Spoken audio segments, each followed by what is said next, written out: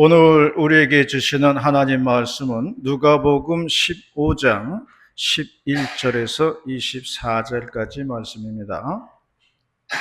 신약성경 누가복음 15장 11절에서 24절 말씀 한 절씩 교독을 하시겠습니다. 또 이르시되 어떤 사람에게 두 아들이 있는데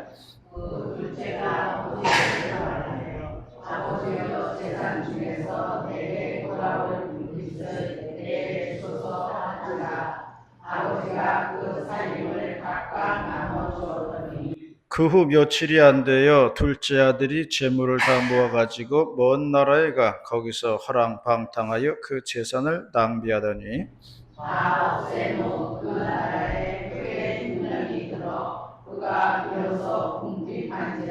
가서 그 나라 백성 중 한 사람에게 붙여 사니 그가 그를 들러 보내어 돼지를 치게 하였는데 그가 돼지 먹는 지엄 열매로 배를 채우고자 이에 스스로 돌이켜 이르되 내 아버지에게는 양식이 풍족한 품꾼이 얼마나 많은가. 나는 여기서 줄여 죽는구나. 내가 일어나 아버지께 가서 이르기를 아버지 내가 하늘과 아버지께 죄를 지었사오니 지금부터는 아버지의 아들이라 일컬음을 감당하지 못하겠나이다. 나를 품꾼의 하나로 보소서 하리라 하고 이에 일어나서 아버지께로 돌아가니라. 아직도 동요가 오되 아버지가 그를 보고 스스로 여겨 달려가 목을 일어나시니 아들이 이르되 아버지 내가 하늘과 아버지께 죄를 지었사오니 지금부터는 아버지의 아들이라 일컬음을 감당하지 못하겠나이다 하나 아버지는 종들에게 이르되 죄를 주는 것을 배웠다가 피고 손에 가락지를 끼우고 발에 시신하시니라. 그리고 살진 송아지를 끌어다가 잡으라 우리가 먹고 즐기자. 내 아들은 죽었다가 다시 살아났으며 내가 잃었다가 다시 얻었노라 하니 그들이 즐거워하라. 아멘. 제가 신학교를 다니던 시절에요, 그 학교 채플 시간에 그 외국 신학교 교수님이 오셔서 설교를 하신 적이 있어요. 신학교는 일주일에 2번 채플을 합니다. 즉 예배를 드리는 건데요. 예배 드리고 출석 체크를 해야 졸업이 돼요. 패스가 됩니다. 출석을 채우지 못하면 노패스가 됩니다. 그날은 외국의 교수님, 신학교 교수님 오셔가지고 설교를 하셨는데 성경 본문은 오늘 봉독한 누가복음 15장 탕자의 돌아온 탕자 말씀이었습니다. 모든 사람들이 너무나 잘 아는 내용이에요. 그런데 그 교수님 전혀 다른 방향으로 설교를 하셨어요. 뭐라 그랬냐면은 집을 나간 작은 아들이 모험심이 있다는 것입니다. 새로운 세계에 대한 동경과 도전의식이 있어서 집을 나갔다는 거예요. 그래야 발전을 한다는 거예요. 그렇게 설교를 하셨어요. 그게 설교의 요지였습니다. 전혀 새로 듣는 이야기라서 우리들이 은혜를 많이 받았습니다. 이제 그 다음 채플 시간이 되었습니다. 그날은 신학교 교수님이 설교를 하시는 시간이에요.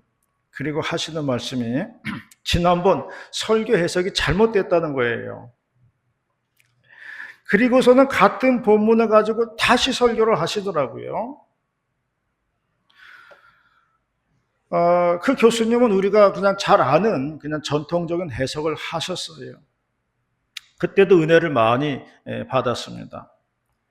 제가 놀라운 거는 뭐냐면은 같은 본문을 가지고도 이렇게 다르게 해석할 수 있다는 것에 놀랐고요. 또 이렇게 하든 저렇게 하든지 간에 은혜가 된다는 것에 놀랐습니다. 오늘 본문이 그 돌아온 탕자입니다. 예전에 전 권사님네 강아지 한 마리 집을 나갔다가 며칠 만에 돌아왔다고 그러시더라고요. 그래서 제가 말하기를 그 강아지 이름을 돌아온 탕자라고 지으십시오. 그렇게 말씀을 드렸습니다. 어디 3박 4일 여행을 갔다 왔는지 강아지도 나갔다가 돌아온다는 것을 알게 되었습니다. 오늘 봉독한 말씀 가지고 7월달 마지막 주일에 주시는 하나님 말씀 듣도록 하겠습니다.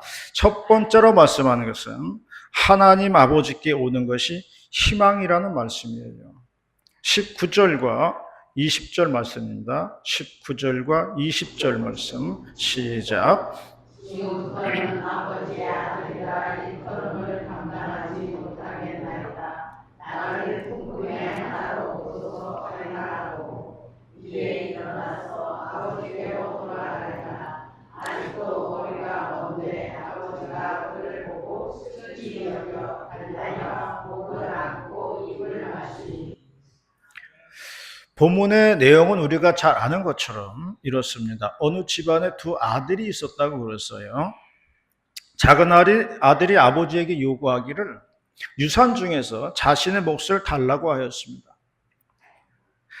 그리하여 아버지에게 자신의 몫을 받아 챙기고서는 먼 나라에 가서 허랑방탕하게 살았다는 거예요. 그래서 다 이제 재산을 소비했어요. 그런데 그 나라에 흉년이 들자 가지고 간 돈도 다 떨어지고 먹을 것이 없었습니다. 그리하여 남의 집에 일꾼으로 들어가 돼지를 치게 되었는데 얼마나 배가 고팠는지 돼지들이 먹는 쥐염염이를 먹으면서 배를 채웠다는 이야기입니다.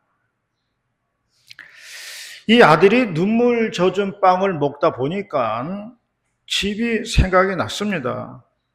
아버지 집이 생각이 났어요. 자신의 신분이 이렇게 남의 집에서 종살이하면서 배고프게 살 신분이 아니라는 거예요. 당연히 집이 있고, 당연히 땅이 있고, 당연히 아버지가 있어요. 자신이 이렇게 객지에서 이렇게 살 그런 필요가 없다는 거죠. 근데 돌아가려고 하니까 엄두가 나지 않는 거예요. 왜냐하면 지은 죄가 있잖아요. 그래도 작은 아들이 용기를 냈습니다. 아들이라고 생각하지 말고 품꾼이라고 생각하고 들어가자. 이렇게 마음을 먹었어요. 그래서 아들이 아버지께로 돌아왔을 때에 그의 인생이 180도 달라졌다고 하는 그러한 말씀입니다. 인생이 회복이 됐어요. 그래서 이 돌아온 탕자를 배경으로 해가지고 만들어진 노래가 있습니다. 희망가예요. 지난주 영상을 보니까 나훈아도 이 노래 불렀더라고요. 김어중이도 희망가를 불렀더라고요. 임영웅이도 보니까 합천 해인사에 가가지고 공연을 하는데 희망가를 불렀어요. 그런데 원래 이 노래는 찬송가로 만들어진 노래입니다. 이런 노래예요. 이 붕진 세상을 만났으니 너의 희망이 무엇이냐. 부귀와 영화를 누렸으면 희망이 족할까. 희망가입니다. 원래 이 노래요, 찬송가로 만들어진 거예요. 미국 사람인 제레미 잉겔스라는 사람이 영국 민요에서 곡을 따와가지고 신성한 사랑이라는 찬송가를 작곡을 하였습니다.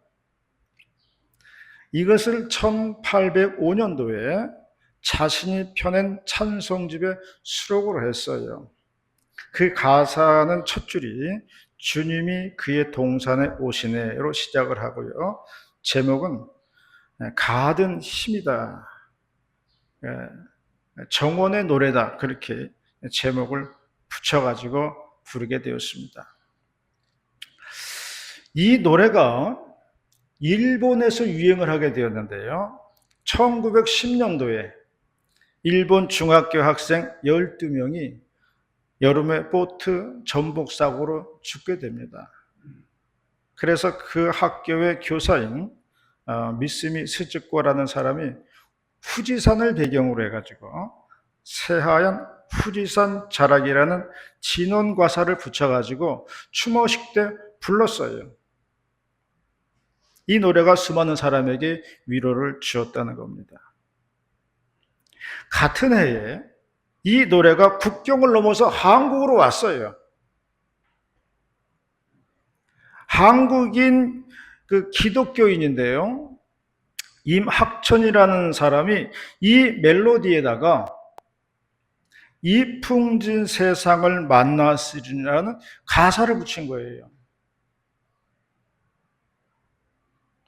이 노래는 임학천이라는 사람이 기독교인이었기 때문에 성경에 돌아온 탕자를 배경으로 해가지고 가사를 쓴 거예요. 그런데 그 당시가 일제강점기의 암울한 상황이었습니다. 이 노래가 유행가로 퍼지기 시작한 거예요. 일제강점기의 암울한 상황하고 노래 가사하고 이게 잘 맞물리면서 그때 대중가요가 된 거예요. 그런데 그 당시에 부흥사였던 이성복 목사님이 계셨습니다. 이 곡에다가 서로 사랑하자라는 가사를 붙이게 됩니다. 그리고 부흥사이시기 때문에 전국 교회를 다니면서 이 노래를 불렀다는 거예요. 서로 사랑하자. 그래서 많은 사람들이 이 노래를 부른 거예요. 이성복 목사님 버전으로 한번 불러볼까요? 여러분 찬양집에 4번에 있습니다. 4번을 펴보시기 바랍니다. 이성복 목사님 이렇게 가사를 썼어요. 다 같이 불러보겠습니다. 4번.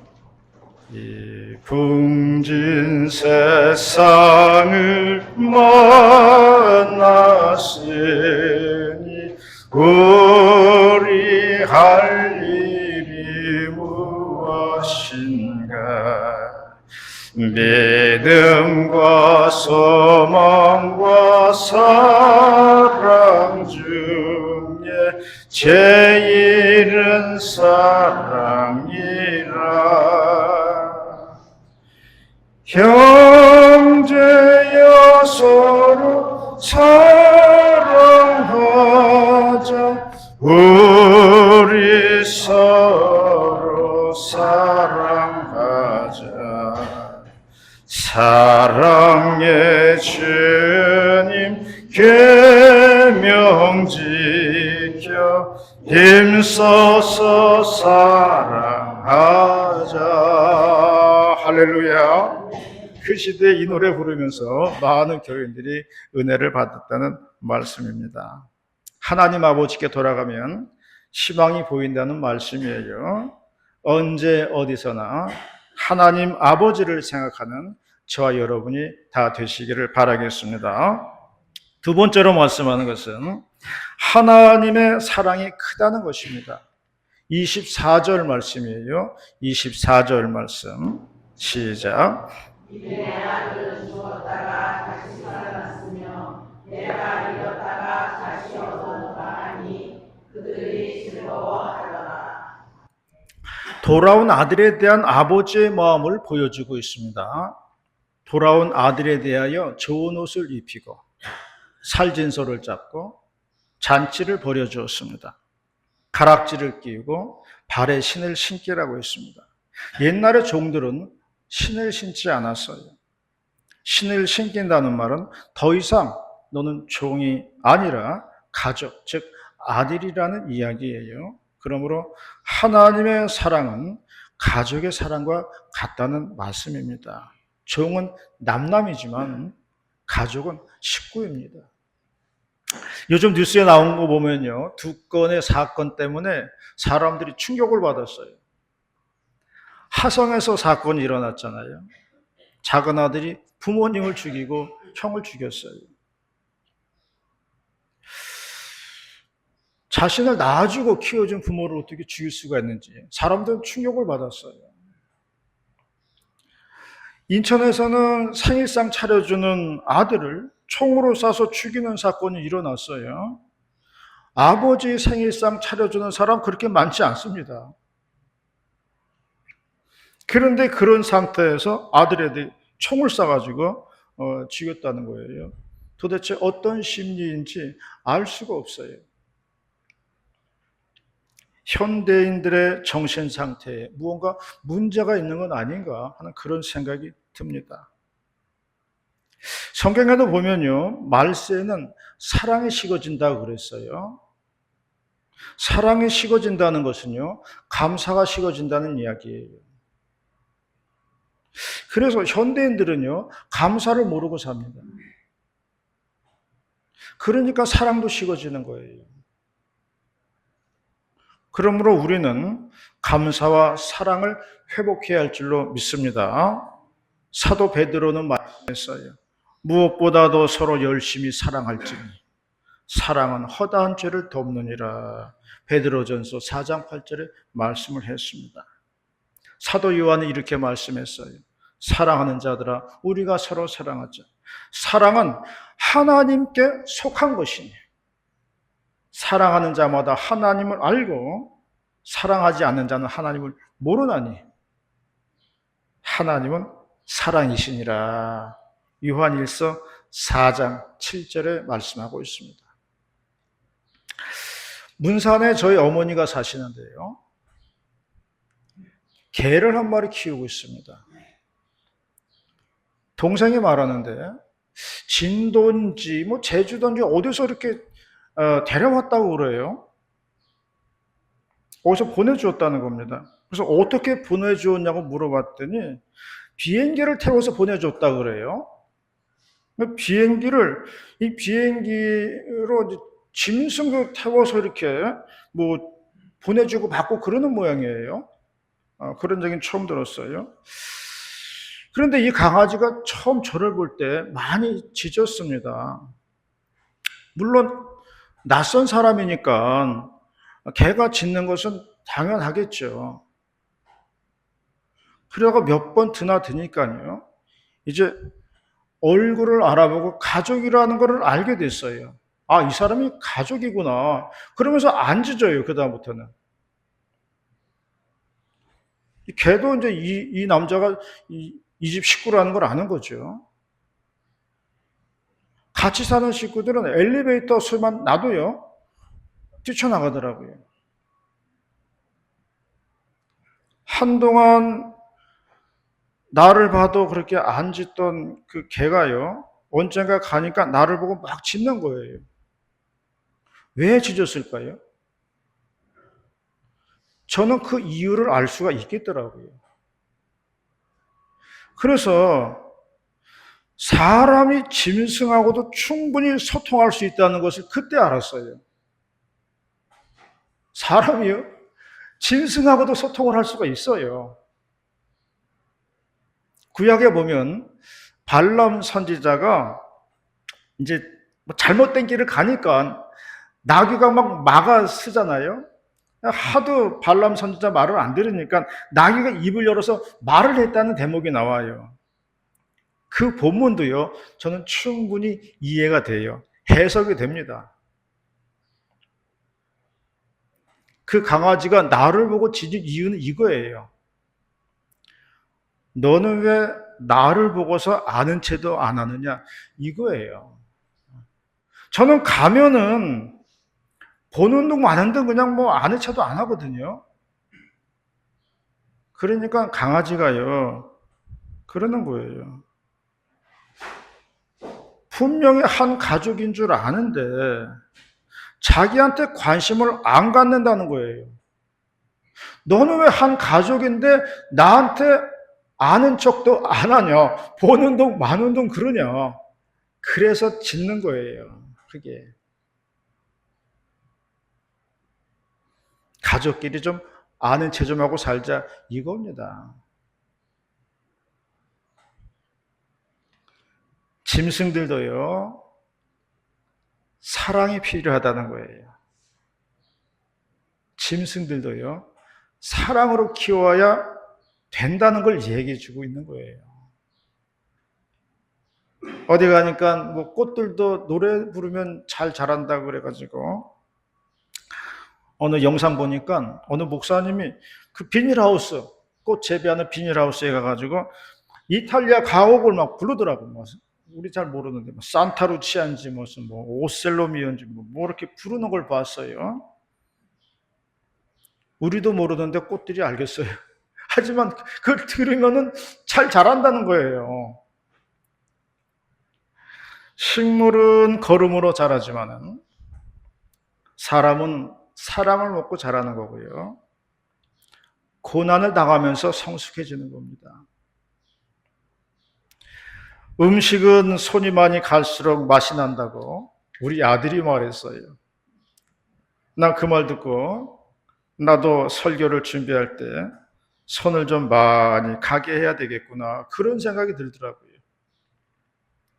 손이 안 가는 거는 인스턴트예요. 간단하게 해결됩니다.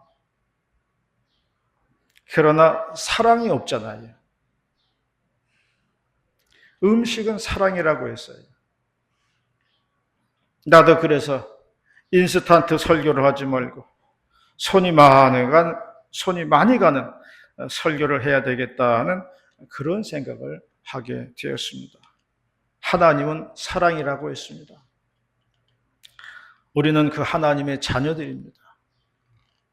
당연히 사랑으로 자란 것이고 사랑받고 살고 있는 겁니다.